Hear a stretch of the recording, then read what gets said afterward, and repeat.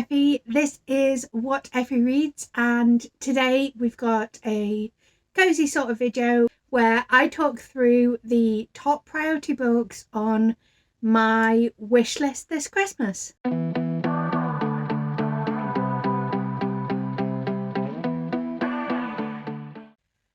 So first off, I want to say that I am fully aware that I have hundreds of unread books behind me.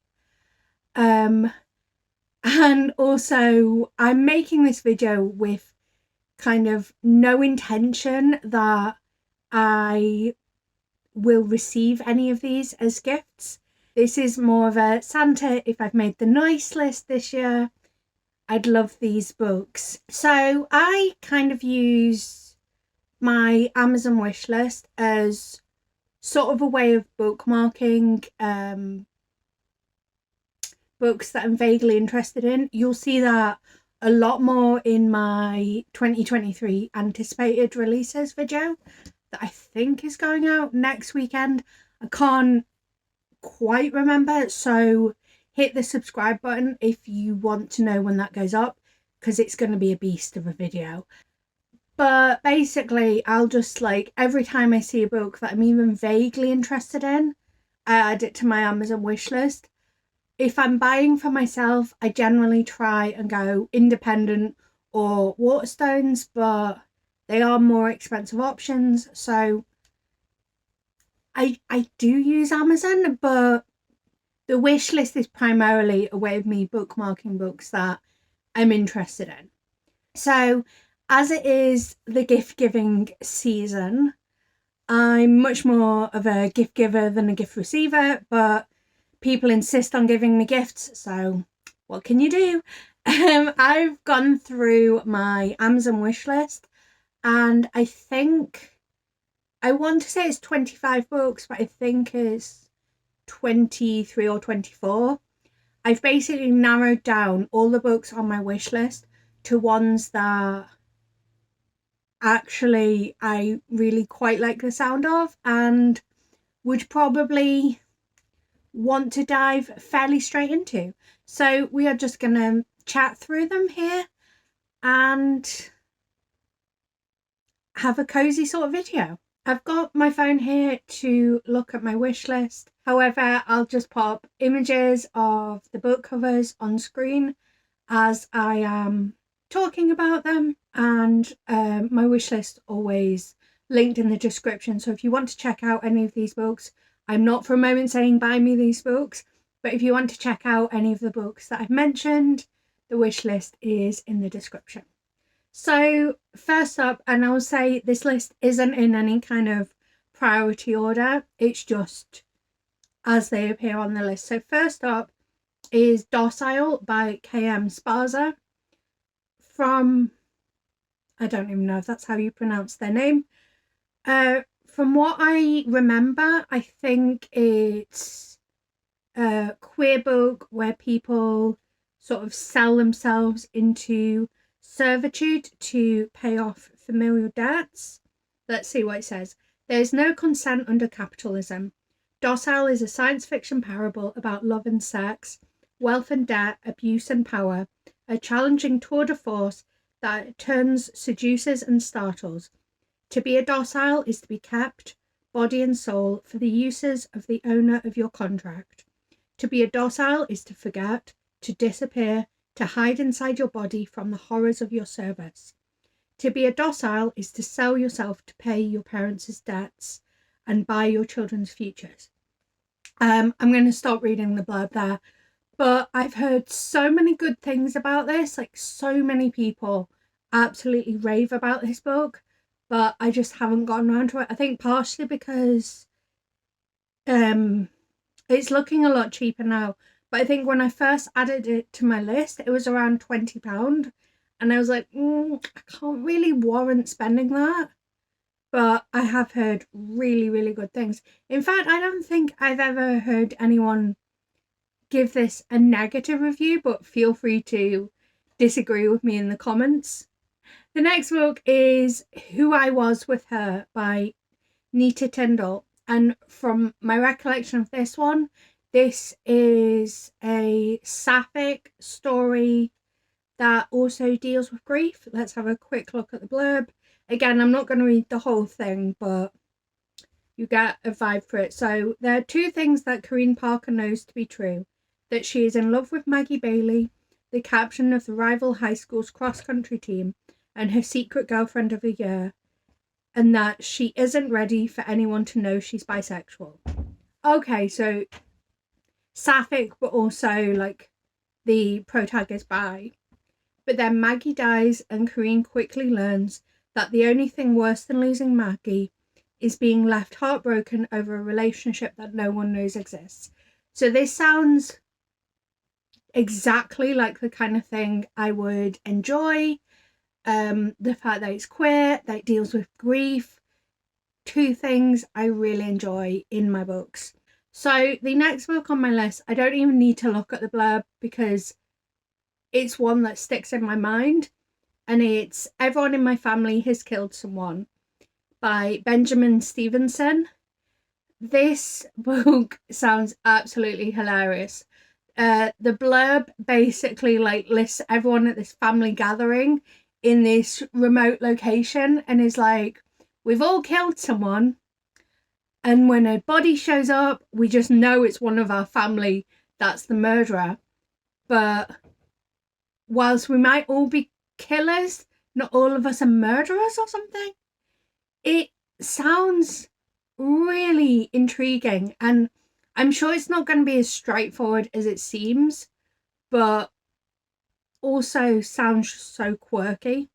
The next few books on my list, I think, are all like vampire stories. So first up, we have The Gilda Stories by Jewel Gomez. And I also apologise if I'm messing up any pronunciations. So it says, this remarkable novel begins in 1850s Louisiana, where Gilda escapes slavery and learns about freedom while working in a brothel. After being initiated into eternal life as one who shares the blood by two women there, Gilda spends the next 200 years searching for a place to call home.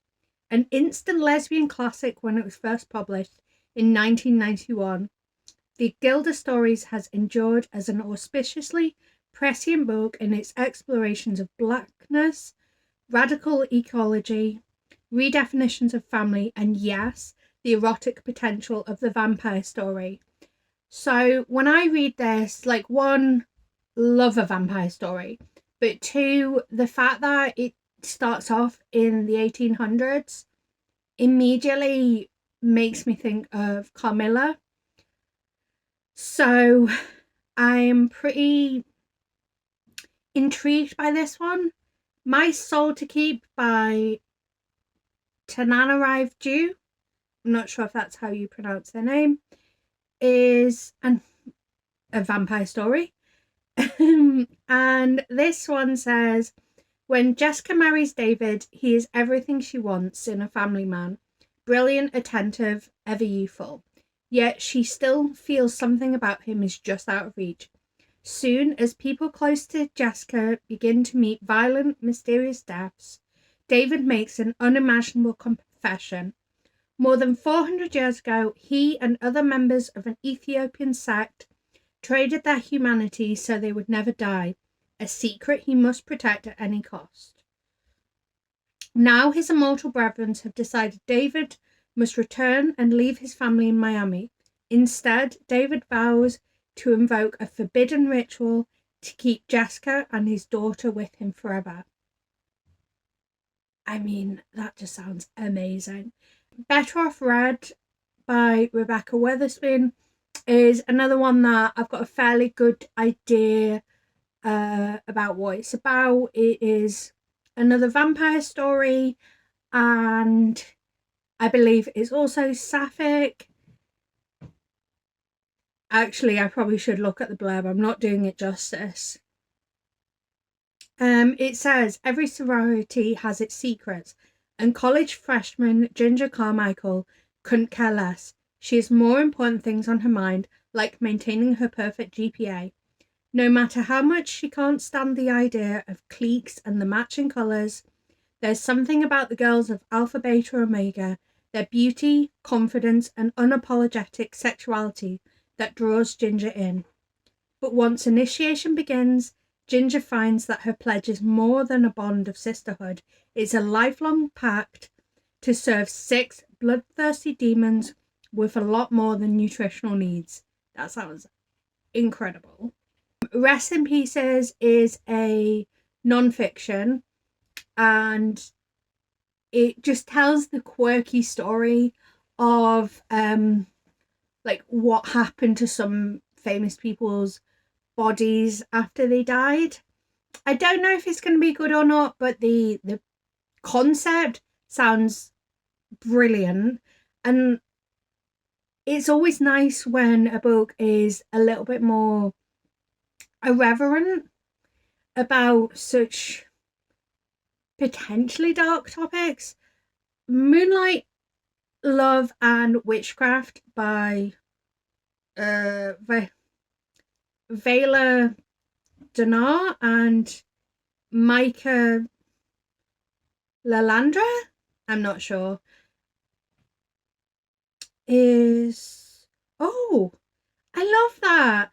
The author bios have their pronouns like right at the start. That's brilliant. So this is a cozy romance, I believe. It says a werewolf and a vampire with an unbreakable bond, a cute witch fleeing her home for a crime she may or may not have committed, a burning desire for something more between them. And rather than read the blurb, I'm going to read like the general info. It says, this is a cozy, low-stakes romance. There's no plot other than cuteness, cuddling, and emotion. This is intentional, as is Nemo being hyperactive and excitable. As two authors with ADHD, we're happy to bring our own identities into our characters and those of our friends. Please keep these things in mind as you read the book, as they are literally the meat and bones of it. If you're looking for a high-plot romance with a lot of conflict and brooding, introspective characters beaten down by the world at age 25, this book is not for you. To those looking for ace rap, cuddling, cute vibes, and neurodivergence, happy reading. That just sounds so lovely and perfect for like cozy, cuddly season. The next book on my list is The Heartstopper Yearbook by Alice Oseman. I have to admit, I was a little on the fence when this book was first announced, but honestly, I love the Heartstopper world so much that I just want all the extra content I can get. Like, it does slightly annoy me that this is hardback, whereas the main volumes are paperback, but also more content in full colour, and what I've seen of it looks amazing. Hollow Fires by Samira Ahmed tells the story of a student journalist who ends up following the story of a fellow student who brings a... I do a really bad job of describing Wilkes. Basically, a student comes to school one day with a backpack that gets mistaken for a bomb, and he gets like why can't I think of the word? Like, basically they assume that he's a bomber in the school, and it ultimately leads to his death. This is all in the blurb, and this journalist has to kind of unpack that. It sounds really heart-wrenching, but also really good. I mean, every book on this list sounds good. That's why it's on my list. The Uncommon Reader by Alan Bennett is the story of the Queen walking into a mobile library and I think becoming a patron of that library. It sounds so irreverent and so silly. And it's kind of... I've got an idea for a video I would like to do in the new year. And I have the other books that I need for that video. So this is kind of the final one that I would need. And it just sounds so silly, but also so cute.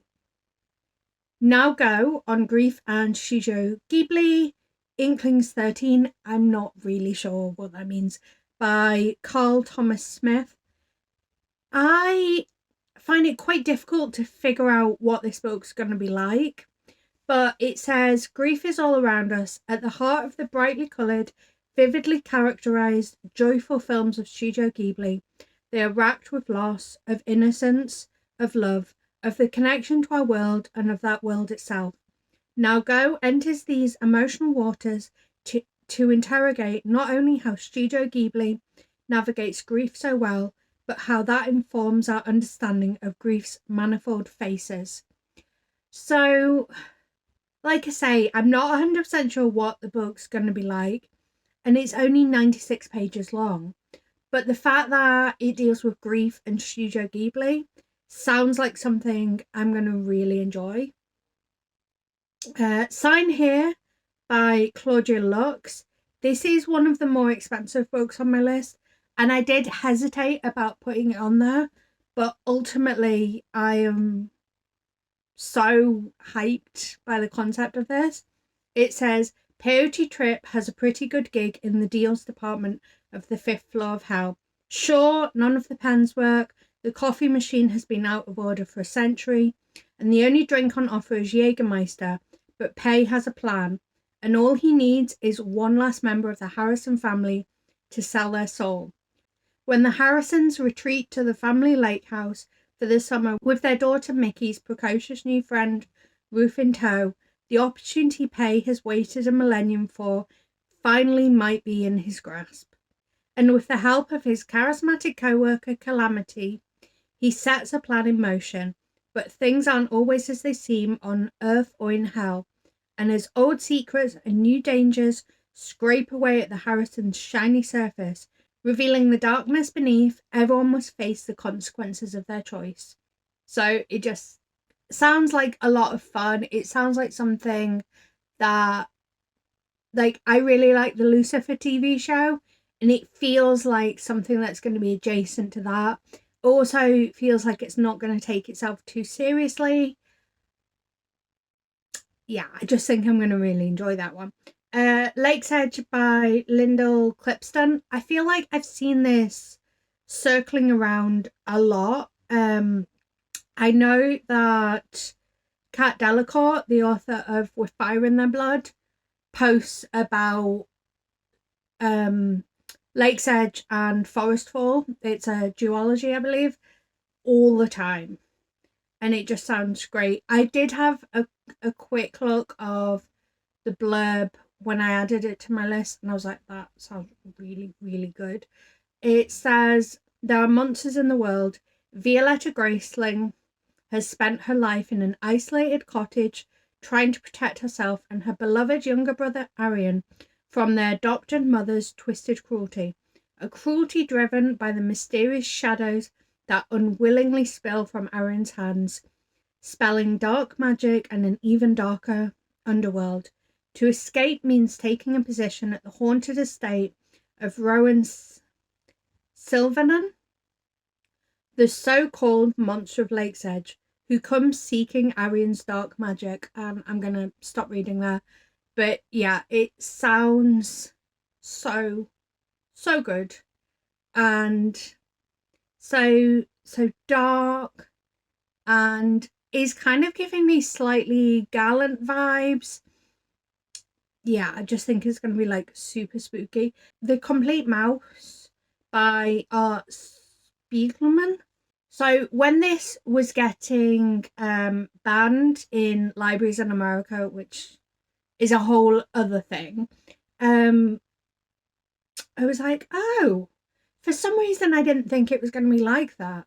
So I think when I saw this cover for the first time, which would have been years and years ago, I was put off, because for me, apart from like old postcards like that predate Hitler because it used to be used as a good luck symbol, and a lot of like postcards from like the early 1900s have random swastikas on. But generally, like if I see a book that has a swastika on the front, I'm like, nah. But actually, this is a lot more revolutionary, and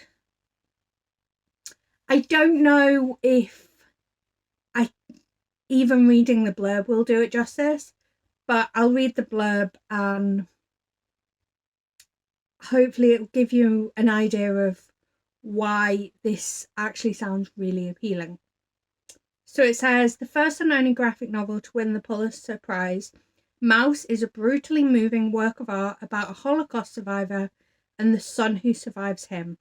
Mouse tells the story of Waldeck Spiegelman, a Jewish survivor of Hitler's Europe, and his son, a cartoonist coming to terms with his father's story. Approaching the unspeakable through the diminutive, the Nazis are cats, the Jews mice. Waldeck's harrowing story of survival is woven into the author's account of his tortured relationship with his aging father. Against the backdrop of guilt brought by survival, they stage a normal life of small arguments and unhappy visits, studying the bloody paw prints of history and tracking its meaning for those who come next. It just sounds so incredibly good. And I do have a pretty decent graphic novel, manga, comic section, so it just feels like it would fit really well in with them. Don't ask me where I'm from. I think it's primarily on this list because it's so cheap, but it does sound really good as well. It says first generation American Latinx Liliana Cruz does what it takes to fit in at her nearly all white school, but when family secrets spill out and racism at school ramps up, she must decide what she believes in and take a stand. And that was all I really needed to read to know that it's something I want to pick up. The Diary of a Murderer and Other Stories by Kim Young-ha. I don't know if this is a short story collection, but basically the blurb starts with the narrator saying that he is getting forgetful, and it lists a number of fairly pedestrian things, and then the last thing it lists is that he can't remember the last time that he killed, and that just sounds like a whole heap of fun. The Unit by Nini Holmquist. I'm really sorry. Oh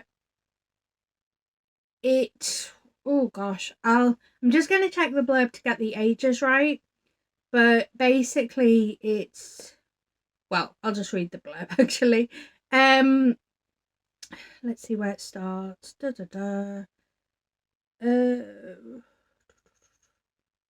This blurb looks different than when I first added it. Like, yeah, it doesn't have the ages in the blurb. So essentially what this story is once people get to a certain age, if they are childless, they are sent, or I'm not sure if they're sent or they choose to go to this place called the Unit. And the idea is that it makes these childless people no longer a burden on society. But the trade-off is that they kind of have to give their parts to people that need them. So they become like organ donors and stuff. And they also conduct psychological experiments on them.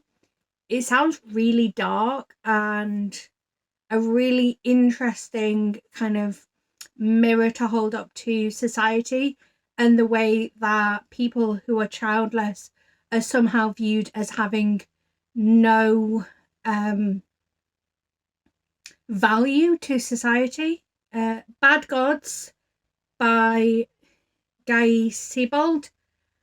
I think I added this one primarily because there seems to be a trend of late where books that a lot of readers are picking up and enjoying are getting trad published, and they're losing the beautiful cover that they originally had. Just look at something like Dowry of Blood. Also, oh, what's that really cute one? I can't remember the really cute one. I will. Legends and Lattes. That's the one. Like, part of what makes them so lovely is their covers, and I feel like Bad Gods could be the next one to get that treatment. So it says all tastes, all species, all currencies. You can find anything in Scalentine, the city of portals, but you won't find a better brothel than the Red Lantern and its proprietor, Babylon Steel, ex-mercenary, ex-priestess, ex-lots of things, means to keep it that way. But a prurient cult are protesting in the streets, sex workers are disappearing, and Babylon has bills to pay. When the powerful diplomatic section hires her off the books to find a missing heiress, she has to take the job, and then her past starts to catch up with her. So it just sounds like a really fun romp of a book, and that it's going to be sex positive is always a brilliant thing. Bestiary by K. Ming Chan. It kind of got me just on the title padding, I think it's called. The sort of sub-headline it's got that says, "The blazing debut novel about queer desire and buried secrets." And it says, 3 generations of Taiwanese American women are haunted by the myths of their homeland in this blazing debut of one family's queer desires, violent impulses, and buried secrets. And that's all I need to read to know that that sounds like a lot of fun. And then we are on to things to kind of pad out my collection. So the next 3 books are The Grey King, Silver on the Tree, and Green Witch, which are books 3, 4, and 5 in the Darkest Rising sequence. I read the first book when I was in year 6, which would have made me 10 years old. And I remember really enjoying it. And then I started the second book because I got the bind up of all 5 for Christmas that year. Or possibly the year after. I can't remember at what point in my school year I read it, but I do remember getting the bind up as a Christmas present. And I started the second story, and I think it went back in time, and it was a bit confusing because it was such a jump from where book 1 was to where book 2 was. And that's kind of as far as I got with the series. But it's one of those where, like, I enjoyed it in my youth, so I want to go back and read it. And I want to read, like, the whole 5 books. So that's why they're on my wish list. Also, I think the covers are really pretty. And then the final thing that is on my wish list, kind of Santa if I've been nice this year, is the Bromeliad. Wow, I butchered that. The Bromeliad trilogy. I've probably still butchered it. By Terry Pratchett. And it's on my list largely because it's an edition that would match the rest of my Terry Pratchett's, even though I'm pretty sure it's not a Discworld book. They've brought out an edition that matches the Discworld Collector's Library, and I'm a bit of a completionist apparently, so I really need it. I mean, I'm such a completionist that we've got. Can I point to it? Oh no. That I've got Good Omens there, which also isn't a Discworld story, but has kind of a matching cover to it. So I really want that because I want my collection to be wholly complete, and it still annoys me that The Last Hero doesn't have an edition. I get why it doesn't, but the fact that there's one Discworld book missing from the collection is really irritating. But that is my whole priority wish list for this Christmas. I would love to know what the top books you are hoping Santa will give you this Christmas are, or just in general. Like, if you don't celebrate Christmas, what books are you desperately wanting at the moment? But that's all for me today. So until next time, love you. Bye.